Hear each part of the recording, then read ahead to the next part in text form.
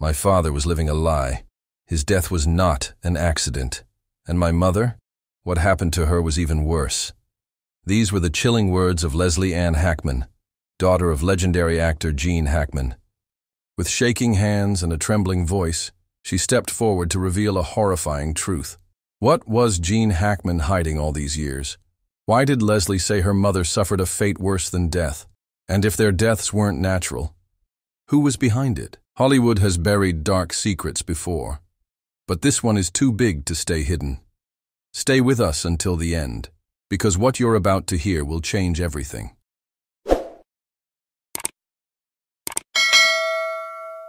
I still remember the day I had to face a truth about my parents so shocking that no daughter could ever imagine, Leslie Ann Hackman said. Standing before the media, her face was pale, her hands trembling. My father's death was not what you think. And my mother, her fate was even worse. Her words sent shockwaves across the world. Gene Hackman, the legendary actor, was found dead in his Santa Fe home. Beside him lay his wife, Betsy Arakawa, in an eerie stillness. The police ruled it a natural death, but Leslie knew they were wrong. There's a truth darker than you can imagine, she said, voice cracking. And that truth was about to change everything. The night before their deaths, Leslie received a call from her mother. Betsy Arakawa's voice was trembling, filled with fear and urgency. Leslie, if something happens to us, don't believe what they tell you, she whispered. Leslie felt her stomach drop. Her mother had never sounded this scared. Mom, what? Are you talking about? Are you in danger? She asked. There was a long pause before Betsy's chilling reply. They are watching us. We are not safe anymore. The call suddenly cut off, leaving only dead silence on the line. The next morning, both Gene Hackman and Betsy Arakawa were found dead. Leslie knew this was no coincidence. Someone had silenced them. Leslie arrived at her parents' house before the police did. The sight in front of her was something she would never forget. Gene and Betsy lay lifeless in the living room, their hands intertwined. Their faces were frozen in terror, as if they had seen something horrifying. There were no signs of a break-in, no forced entry, no struggle. A half-drunk glass of wine lay shattered on the floor. Both of their lips had a strange bluish tint, like they had been poisoned. The police ruled it a natural death, but Leslie felt something was off. This was not an accident, she whispered to herself, and she was determined to prove it. Gene Hackman had a personal journal that he never let anyone see. Leslie remembered him writing in it late at night, whispering to himself, "Everything is in here," he had told her just a month before his death. After the funeral, Leslie searched the entire house for it, but the journal was gone. Someone had taken it. Whoever has it knows the truth, she thought. Gene had warned her once, "If anything happens to me, find my journal." Now that one piece of evidence was missing without a trace. Could it hold the secret behind her parents' deaths? Leslie was about to find out. Leslie started digging into her father's last few months. She discovered that Gene had been offered a role in a mysterious film. He refused the offer, despite the massive paycheck. He told me, "If I say yes, I lose my soul," a close friend revealed. Leslie felt a cold shiver down her spine. What did he mean by that? Then she found out something even more disturbing. The director of that film had mysteriously vanished 2 months ago. No explanation, no trace, just disappeared from Hollywood overnight. "This is bigger than I thought," Leslie murmured to herself. Her father had been afraid of something. But what? While searching through Gene's old study, Leslie found a tape recorder. It was hidden behind a stack of books, as if someone had tried to conceal it. Her hands shook as she pressed play, and her father's voice echoed through the room. "If you're hearing this, something happened to me," Gene's voice said. "There are things I know, things I was never supposed to see." Leslie's heart pounded as she listened. Hollywood is not what it seems. There are people controlling everything. Suddenly, a loud bang was heard in the recording, then static. The tape ended, leaving behind an eerie silence. "Dad, what were you trying to tell me?" Leslie whispered. Jean had once told Leslie something strange. There's a group in Hollywood that decides who rises and who falls. At the time, she thought it was just paranoia, but now, after his mysterious death, she wasn't so sure. Every actor who questioned the system either disappeared or was ruined. Jean had walked away from Hollywood, but Hollywood never let him go. Leslie started researching his old connections and co-stars. One name kept appearing in every suspicious case. A powerful producer who had worked with Jean in the past. Was this person involved in her father's death, or a victim of something bigger? The official autopsy claimed Jean and Betsy died of natural causes. But Leslie wasn't convinced. It felt too perfect, too convenient. She hired a private coroner to re-examine the reports. What he found sent chills down her spine. "There's an unidentified toxin in their bloodstreams," he told her. "A rare chemical, designed to mimic a natural heart attack." Someone wanted to make sure no one asked questions, the coroner said. Leslie's blood ran cold. This was murder, not natural death.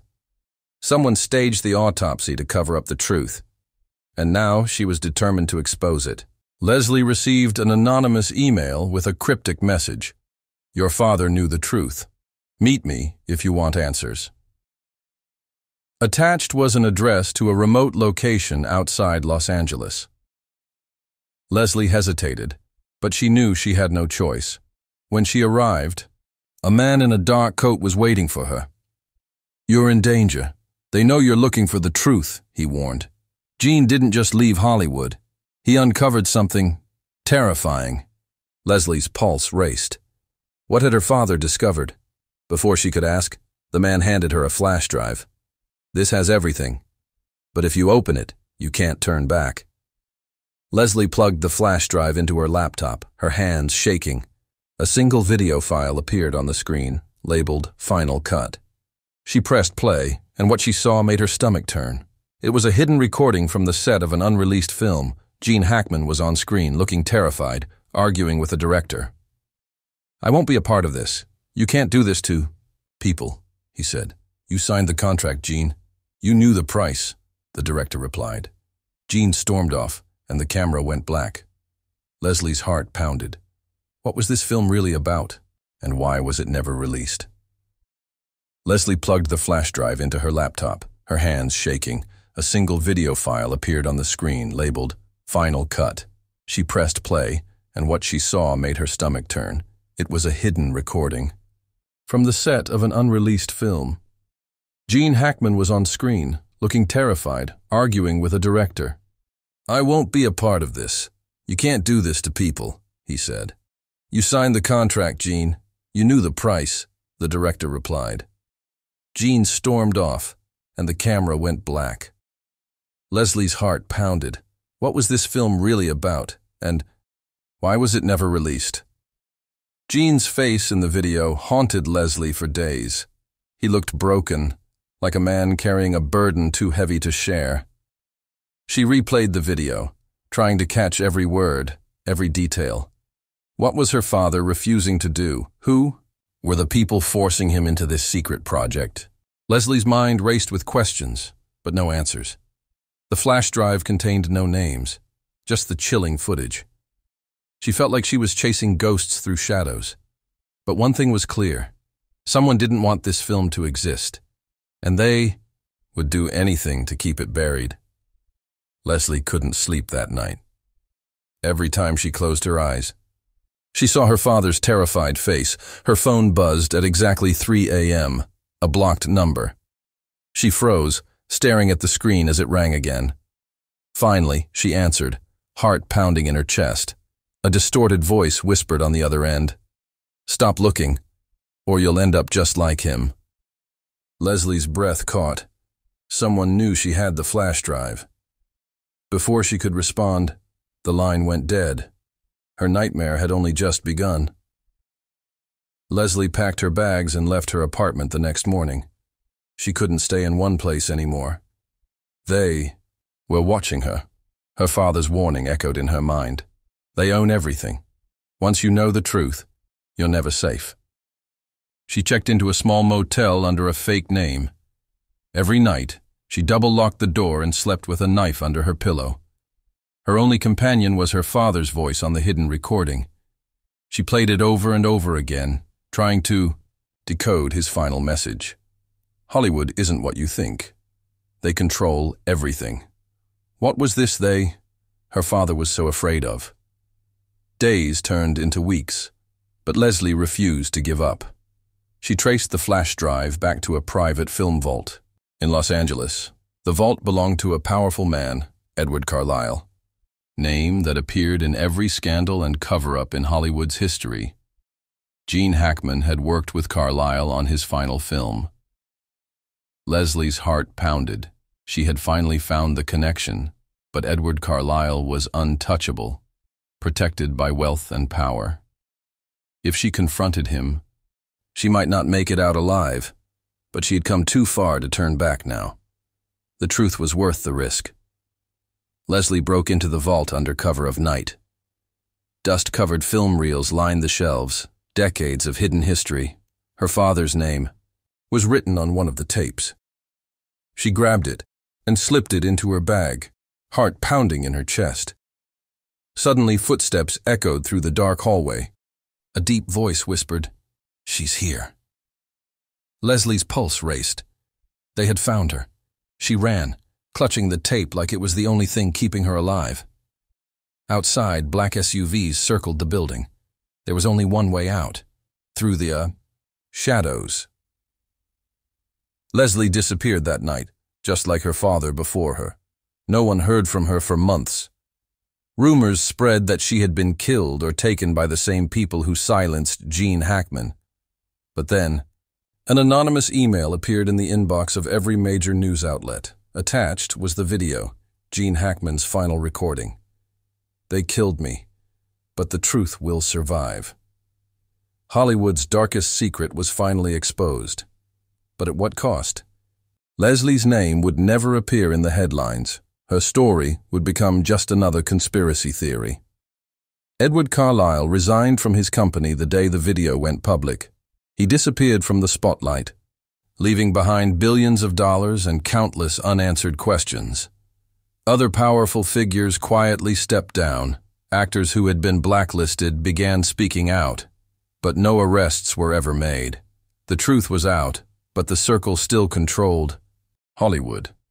Leslie's tape was buried under endless lawsuits and media distractions. Only a handful of people ever saw it before it vanished from the internet. And those who did never spoke of it again. Hollywood had buried another secret. No one knows where Leslie Hackman is now. Some say she's living under a new name, always looking over her shoulder. Others believe they got to her, just like they got to her father. The only thing left behind was one final message posted to a dark web forum. It simply read, "They killed my father, and now they're coming for me." The post was deleted just minutes after it went live. No one could trace the account. No one could prove who wrote it. But those who knew the truth never forgot her name.